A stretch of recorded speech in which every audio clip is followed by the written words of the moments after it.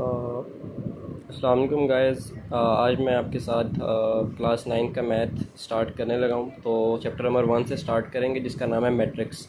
तो सबसे पहले हमें पता होना चाहिए कि मैट्रिक्स क्या। अच्छा, मैंने ये इनिशिएटिव इसलिए लिया है कि मैंने देखा है बहुत से बच्चों को जो है ना मैथ समझने में, मैथ करने में बहुत मुश्किल आती है। तो मैं इधर आसान तरीके से आप लोगों को स्टेप बाय स्टेप जो है ना मैं मैथ लेके चलूँगा। तो सबसे पहले हमें देखना है कि मैट्रिक्स क्या होता है। तो मैट्रिक्स ना एक अरे है। अरे कहते हैं कि बहुत सारे नंबर्स लिखे हों और एक तरतीब से लिखे हों, चाहे वो रेक्टेंगुलर हो सकती है, वो स्क्वायर की फॉर्म में हो सकती है, डायगोनल, किसी तरतीब से नंबर्स लिखे हों। एक जो बुक डेफिनेशन लिखती है वो कहती है इट इज़ अ रेक्टेंगुलर अरे।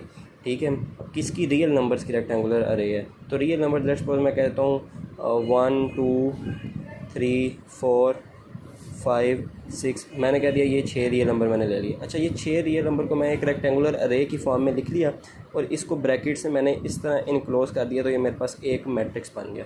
ठीक है, अब ज़रूरी नहीं है कि मैंने 6 रियल नंबर लेने, हो सकता है मैं सिर्फ एक रियल नंबर ले लूँ, जिस तरह मैंने 1 लिया, तो ये भी एक मेरे पास मैट्रिक्स है।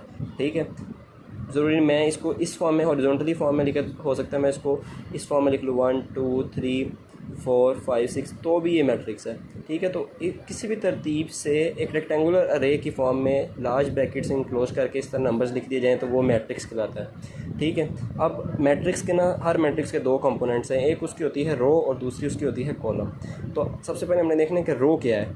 तो रो कहते हैं हॉरिजॉन्टल अरेंजमेंट ऑफ नंबर्स, यानी अगर ये एक मैट्रिक्स है, ये एक मैट्रिक्स है, अब इसमें हॉरिजॉन्टल 1 2 3 ये हॉरिजॉन्टली लिखे हुए हैं, 4 5 6 ये भी हॉरिजॉन्टली लिखे हुए हैं।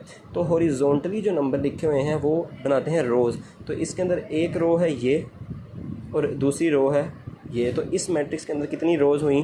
2 रोज़ हुई। इसी तरह तीसरी चीज़ कॉलम। अब इस मैट्रिक्स के लिए बात करें तो इसके अंदर 2 रोज़ हैं।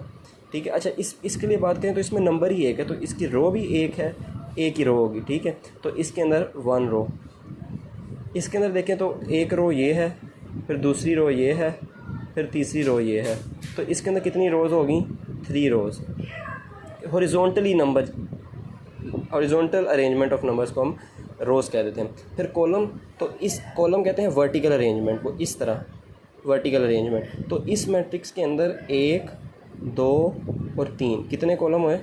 3 कॉलम्स। ठीक है, इसी तरह इसके अंदर नंबर ही एक है, तो इसके अंदर रो भी एक ही थी और वही इसकी कॉलम। जिस तरह देखें ये 1 है ना, तो ये इस रो में आ रहा है और ये 1 इस कॉलम में भी आ रहा है। अगर खाली 1 हो तो यही इसकी रो भी होगी और यही इसका कॉलम भी होगा, तो इसके अंदर एक ही रो है तो एक ही कॉलम भी होगा। ठीक है, अब इसके अंदर कितने कॉलम है? 1 और 2, तो इसके अंदर कितने कॉलम हो गए? 2 कॉलम्स। ठीक है, अब ये रोज़ और कॉलम्स हमने फाइंड कर लिए। रोज़ क्या थी हमने पढ़ा कि हॉरिजॉन्टल अरेंजमेंट, और कॉलम हमने क्या पढ़ा? Vertical arrangement. ठीक है, तो अब इस मैट्रिक्स, सिर्फ इस मैट्रिक्स की अगर बात करूँ तो इसके अंदर 2 रोज़ थी और कितने कॉलम्स थे? 1 2 और 3 कॉलम्स थे। ठीक है, तो अब ये रोज़ और कॉलम जो मैट्रिक्स के 2 कंपोनेंट हैं, ये फाइंड करना क्यों ज़रूरी है? ताकि मैं ऑर्डर निकाल सकूँ, किसी भी मैट्रिक्स का ऑर्डर निकाल सकूँ। ऑर्डर क्या होता है? ऑर्डर कहते हैं rows by column, rows by column.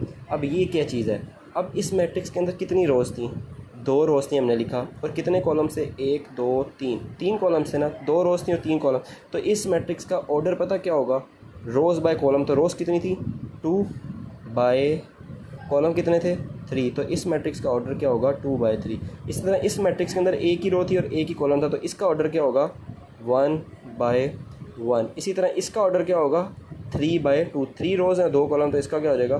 3 bye 2। तो ये होता है हमारे पास ऑर्डर किसी भी मैट्रिक्स का। अगर इसमें ये इतने नंबर ऑफ़ रोज़ हैं और इतने नंबर ऑफ़ कॉलम्स हैं, तो जिस तरह इसमें 2 नंबर ऑफ़ रोज़ थी और 3 नंबर ऑफ़ कॉलम्स थे, तो हमारे पास क्या होगा इसका मैट्रिक्स? 2 बाय 3, 2 रोज़ और 3 कॉलम्स। अब 2 बाय 3 किसी जगह पे किसी मैट्रिक्स के साथ लिखा हो तो इसका क्या मतलब होगा कि इस मैट्रिक्स के अंदर 2 रोज़ हैं और 3 कॉलम है। अब ये थी कुछ बेसिक चीज़ें 1.1 शुरू करने से पहले जो हमारे लिए ज़रूरी थी। अब 1.1 का जो क्वेश्चन नंबर 1 है, सिर्फ इस वीडियो में वो आपके साथ जो है ना डिस्कस करता हूँ। अब ये उसमें ना उसने कुछ मैट्रिक्स लिखे हुए हैं, अब हमने इनका निकालना है ऑर्डर। अब ये एक मैट्रिक्स है, ए कहता है ए इज इक्वल टू 2 3 - 5 6। अब इसमें देखेंगे नंबर ऑफ़ रोज़ कितनी है? 1 2, और इसमें नंबर ऑफ़ कॉलम कितने हैं? 1 और 2। तो इसके अंदर रोज़ भी 2 थी और कॉलम भी 2 थे। तो ऑर्डर हमें कहता है रोज़ बाय कॉलम। तो पहले रोज़ का नंबर लिखेंगे, कितनी थी? 2, और फिर कॉलम का नंबर लिखेंगे वो भी कितने थे 2, तो 2/2 इसका ऑर्डर हो गया। अब इसके लिए निकालते तो इसके अंदर एक ही रो है और इसके अंदर एक कॉलम और दो कॉलम है और रो एक ही है, तो 1/2 रो बाय कॉलम बाय रो करेंगे ना तो वो गलत हो जाएगा, वो हमारा ऑर्डर गलत हो जाएगा। इसमें एक ही नंबर है, ये बिल्कुल इस जैसा है, इस जैसा, तो ये एक ही नंबर है, इसके अंदर रो भी एक है और कॉलम भी एक है, तो इसका ऑर्डर क्या हो जाएगा 1/1।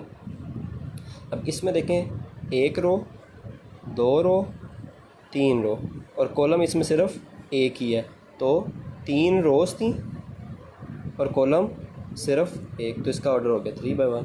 इसी तरह इसमें देखें तो एक रो, 2 रो, तो 2 इसमें रोज़ होगी और कॉलम अब आप बताएं मुझे कितने हैं 1 2 3, तो इसका क्या हो गया 2/3 इसका ऑर्डर हो गया। अब इस तरह का अगर सवाल आ जाए तो इसमें ना पहले हम इसको सॉल्व करेंगे, पहले इसको क्या करेंगे सोल्व, तो इसको सॉल्व करें 3 - 2 क्या जवाब आता है 1, 5 + 6 क्या जवाब आता है 11। तो मैंने इसको सॉल्व करके ये एक मैट्रिक्स को इसकी फ़ाइनल शक्ल दे दी। ये सॉल्व करने वाला था, पहले इसको सॉल्व किया 3 - 2 1, 5 + 6 11, सिंपल प्लस माइनस। तो अब बताएं इसका ऑर्डर क्या बना, तो इसके अंदर रो तो एक ही है, ये एक ही रो है और इसके अंदर कॉलम कितने होंगे 1 कॉलम और 2 कॉलम, तो एक रो थी और कितने कॉलम थे 2, तो इसका ऑर्डर हो गया 1/2। तो ये था ऑर्डर। मैंने बताया मैट्रिक्स मैंने बताया नंबर को अगर एक रेक्टेंगुलर अरे की फॉर्म में लिख दूंगा और सारे रियल नंबर्स होंगे और उसको लार्ज ब्रैकेट से मैं इनक्लोज कर दूंगा तो मेरे पास मैट्रिक्स बन जाएगा। फिर हर मैट्रिक्स के अंदर रो भी होती है, कॉलम भी। रो कहते हैं हॉरिजॉन्टल को और कॉलम कहते हैं वर्टिकल को।